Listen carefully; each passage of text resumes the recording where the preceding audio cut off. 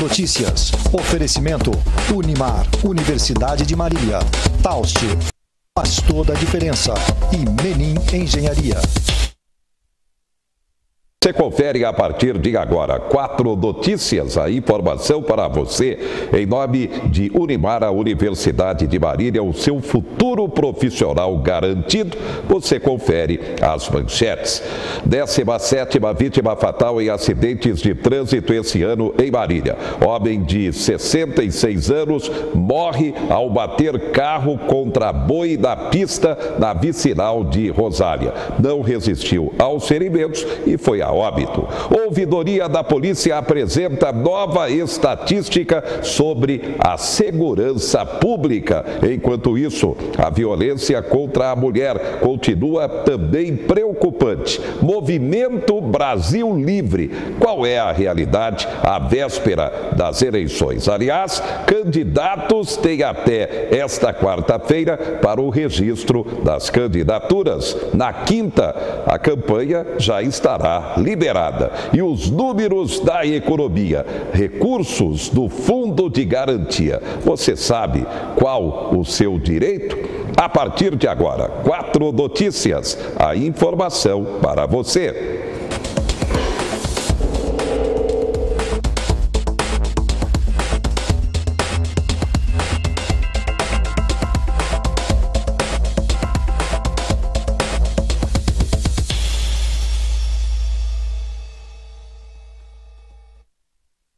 Ouvidoria da Polícia divulga nova estatística com relação à segurança pública e a morte praticada por policiais, segundo a ouvidoria, preocupa.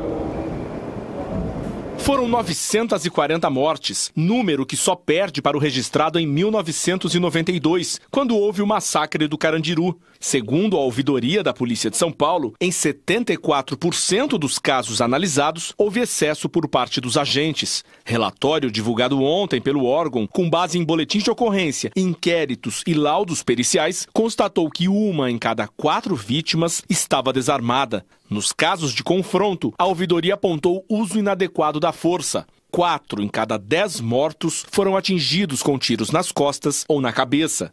Quase metade das vítimas tinha entre 18 e 25 anos. Homens negros e com baixa escolaridade foram o principal alvo, de acordo com o relatório. 54% tinham antecedentes criminais. As polícias do Brasil carregam uma cultura de preconceito com relação aos pobres e com relação à população negra. De uma certa maneira, e isso é histórico, isso nós estamos falando de 300 anos, né?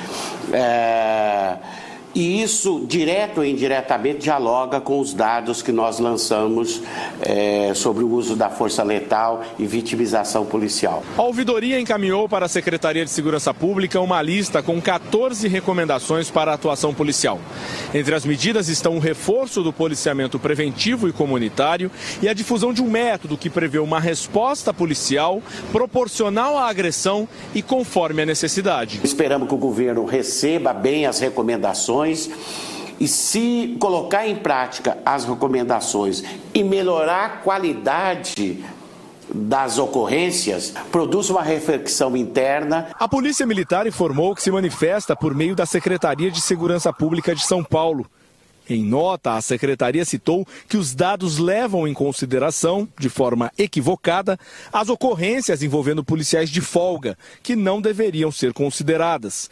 Também cobrou que a análise leve em conta todos os aspectos de cada caso e destacou que o número de mortes representa menos de 0,5% do total de prisões. Para comentar o assunto, convidamos Pedro Viana Filho, presidente da Associação de Subtenentes e Sargentos da Polícia Militar Regional Marília. Viana, boa noite. Boa noite, Zé Henrique. Bem, os números o senhor acompanhou, pode comentar. Veja bem, às vezes a gente não concorda muito com estas estatísticas porque elas são apresentadas de uma forma assim, no geral. Parte da sociedade está cada vez mais violenta, faz com que a polícia, ela também rebate, ela não é que ela é violenta, nenhum policial militar ele, ao ser chamado, designado para poder atender uma ocorrência, ele vai com o objetivo de atirar, de matar, de hipótese alguma. O policial vai para poder resolver, apaziguar, mas quando chega em certas situações, certas ocasiões, encontra essa dificuldade, entendeu? Os bandidos aí estão cada vez mais armados e é muita violência e faz com que o policial ele é pago para poder manter a disciplina e a ordem pública, só que ele tem que também, Zé Henrique, preservar a vida dele. Bem, os números da ouvidoria sempre provocaram polêmica no meio policial. É uma realidade, não, Viana? Exato, Zé Henrique. E aí, apresentando números que uma certa parcela foram alvejados com tiro nas costas, outra parcela são negros, não tem nada a ver. Não é, a polícia não escolhe. Você vê que quando, por exemplo, há uma ocorrência, e aí por exemplo, arrombamento em caixas eletrônicos, entendeu? Não é uma pessoa só, não é dois, ali vai 10, 12. Então vai gente de toda a espécie, do grupo deles, entendeu? A polícia, ao chegar, ela vai procurar quem está armado, quem não está. É complicado o negócio. Então, agora que a Polícia Militar está necessitando de uma boa e urgentemente de uma reestruturação, Zé Henrique, isso nós não vamos negar. Nós que somos dirigentes de entidade de classe, a gente sempre vem lutando, vem batalhando junto ao governo para que melhore salários, estrutura, melhores equipamentos, dê condições para o policial trabalhar e para que a população tenha segurança. Mas a gente está vendo que está ficando cada vez pior. Os números aí apresentados, uma certa parcela é a realidade e outra parcela são números que apresentam porque está dentro da estatística, mas não é tanto assim como o nosso ouvidor aí, Zé Henrique, ele expôs. O crime organizado cresce e temos aqui no estado de São Paulo o PCC como grande exemplo, crescimento não só aqui no estado, como no Brasil e até da América do Sul, e também com isso crescimento do tráfico de drogas, a violência e a criminalidade. E aí, Viana? Então, Zé Henrique, com relação ao PCC, é muito complicado também. É um grupo deles aí bem organizado, entendeu? E eles aí levantam dinheiro, a gente vê, inclusive você dizer em suas reportagens aí, né? Existe aí uma série de circunstâncias na qual faz com que o PCC levanta dinheiro, estão cada vez mais organizados, não falta arma para eles, entendeu? O consumo de drogas entre eles aí, eles têm aí todo o domínio aí, a gente vê passar no Rio de Janeiro, São Paulo, as grandes capitais aí, então a situação ela é difícil, o governo não tem como combater palmo a palmo, quarteirão a quarteirão essa situação, tem que trabalhar de uma forma pacífica e levando conforme a circunstância vai acontecendo, Zé Henrique. Bem, nesta terça-feira aconteceu em Marília, na sede da OAB, a audiência governamental, ou seja, do Estado, sobre o orçamento para 2019. O senhor foi um dos palestrantes sobre segurança pública. Qual foi o seu comentário, Viana? Olha, Zé Henrique, hoje nessa audiência pública foi exposto muito bem pelo orador, né, falando sobre a previsão orçamentária do Estado para o ano de 2019. E foi passado ali várias situações, várias ocasiões, né? E a gente analisou tudo que foi dito. É claro que as pessoas na qual estavam presentes, inclusive teve muitos prefeitos aqui da região, de cidades circunvizinhas de Marília, estiveram presentes e tiveram a oportunidade de fazer uso da palavra, assim como eu também fiz, né? No que tange as situações de cada município ou de cada área, tanto da saúde como da educação, moradia, etc. E eu, evidentemente, que expus a situação quanto à segurança pública, inclusive na cidade de Marília, né, que se arrecada muito em multas, se arrecada muito em IPVA e muito em impostos e deixa a desejar, deixa de aplicar naquilo que é mais importante. Então, no meu caso, eu citei a segurança pública, Zé Henrique, que está necessitando exatamente o que eu falei agora há pouco, que é uma boa boa de uma reestruturação, aquisição de mais homens, de mais viatura, de mais equipamento e que seja uma estrutura diferenciada do que está hoje, porque senão não tem como combater daqui para frente, Zé Henrique. Muito bem. Obrigado, Pedro Vieira Filho, presidente da Associação de Subtenentes e Sargentos da Polícia Militar Regional Marília. Mais uma preocupação com relação à segurança, a violência contra as mulheres. Marlene é uma sobrevivente. Durante 21 anos foi vítima de violência doméstica. E apesar das constantes agressões, a maioria das pessoas próximas não fez nada para ajudar. Minha mãe uma vez chegou para mim e falou: ruim com ele, pior sem ele, filha. O socorro veio pelas mãos de uma amiga que orientou Marlene a buscar atendimento num centro de referência, onde foi assistida por 2 anos. No dia que eu tive um apoio profissional, que eu tive ajuda profissional, a minha vida começou a mudar. Hoje a Marlene ajuda outras mulheres, escreveu um livro, mas nem todas as vítimas de violência doméstica sobrevivem para contar a própria história.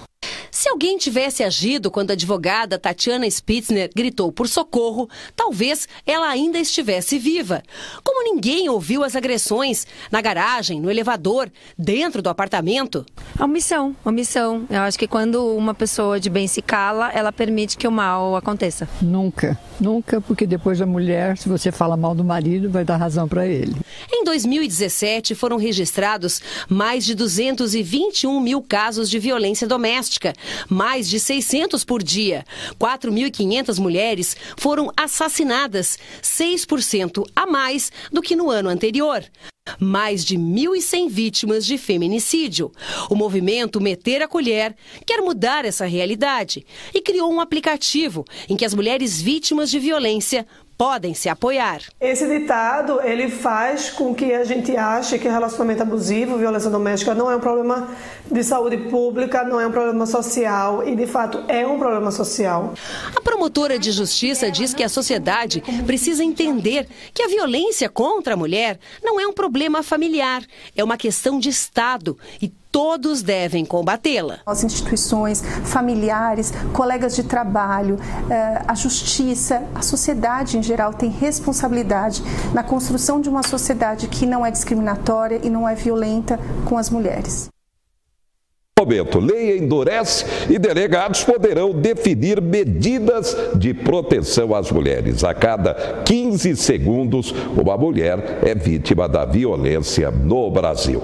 Destaques do momento. Caixa tenta impulsionar o consignado como garantia do Fundo de Garantia, ou seja, o FGTS.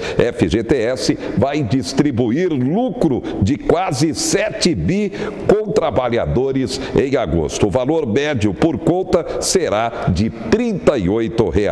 Trabalhador com deficiência poderá utilizar o FGTS para comprar próteses e órteses. E uma manchete lamentável: 6 em cada 10 crianças e adolescentes vivem na pobreza no Brasil, segundo o Unicef. Ou seja, é a dura realidade: 60% das crianças brasileiras estão na pobreza. Realmente é triste, é lamentável. É uma realidade. O país empobreceu e o emprego está cada vez mais difícil. Há 3 semanas, Lucas ganhou uma nova rotina. O gesto de carinho no filho e na esposa indica que é hora de ir para o trabalho. A novidade foi um alívio para a família após meses de desemprego. Nossa, foi maravilhoso, porque ele estava procurando fazia muito tempo. A chance do Lucas estava a 30 minutos de casa. Para o jovem, a vaga de operador de loja neste supermercado representa muito mais que um emprego. Significa muito, né? Andava meio desanimado? Sim. Tava meio preocupado já, né? Lucas foi um dos 16 mil trabalhadores que formaram fila em busca de emprego nos mutirões promovidos por uma central sindical em São Paulo há um mês. 26 empresas ofereceram 4 mil vagas, mas nem todas foram preenchidas. O objetivo dos mutirões é promover um encontro entre quem procura uma oportunidade, como Lucas, e quem oferece uma vaga de trabalho. Falando assim, até parece uma tarefa simples, mas para este encontro dar certo, é preciso superar alguns obstáculos. Um deles é a falta de qualificação. Aguardando que a empresa possa ter essa visão de buscar um profissional que é recém-formado e que tem esse desejo de mostrar que ele quer aprender, que ele quer obter essa experiência. A idade também pesa. A pessoa passou de 50 aqui no Brasil, é difícil. O diretor da rede de supermercados que contratou o Lucas aponta outro problema. Tem engajamento, aquela pessoa que quer saber a sua situação, o seu feedback, no que precisa melhorar, quais são os desafios que precisa cumprir para poder crescer na carreira, são os principais. Segundo o diretor, a rede deve contratar 30 trabalhadores por mês até o fim do ano. Uma esperança para quem está na fila do desemprego. São 13 milhões de pessoas em todo o país. Enquanto ele não estava trabalhando, estava à procura, você vê que a pessoa ela fica meio que desmotivada dentro de casa. Daí quando ele foi no mutirão e conseguiu, você vê que a alegria muda a pessoa. Daí, o desemprego assusta, esse é o maior medo do brasileiro na atualidade. E a gente tem debatido aqui, quem não tiver qualificação ou não se requalificar, fica de fora. Movimento Brasil Livre, daqui a pouco, representante vai falar sobre a expectativa à véspera da eleição. E mais um acidente com vítima fatal em Marília.